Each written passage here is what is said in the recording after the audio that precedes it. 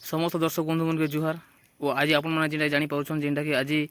matric result जेनटा कि बाहर बाके जाऊँचे और आज जेनटा कि 4टार जेनटा रिलीज होती आपण मैंने निजर मोबाइल रे केनता आपण मैंने देखिपारे जेनटा कि 6टा भितर आपण मैंने जेनटा कि मोबाइल रे आपण मैंने निजर मोबाइल रे किन वेबसाइट रे जेनटा कि आपण मैंने चेक करके जानि पारबे से विषय जेनटा कि आज कथा हमा और आपण मैंने क्रोम ब्राउजर ओपन करबे और bscodisha.in सर्च करबे और सर्च कर सारा पर आपण मैंने कल गले ऊपर के टेकी नेबे टिके तापर आपण मैंने जेनटा ऑप्शन जेनटा गवर्नमेंट वेबसाइट अच्छे जेनटा कि वेबसाइट के टच करबे और देखि पारुथिबे आपण मैंने आपनकर सामने ई फेजटा जेनटा कि पले आसबा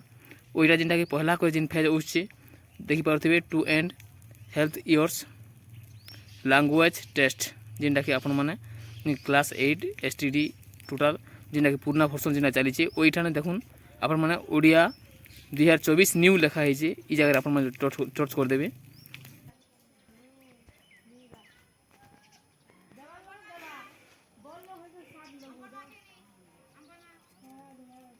देखि पारुथिबे ई हिसाब जेनटा इंटरफेस खुली जिबा और आपण माने निजर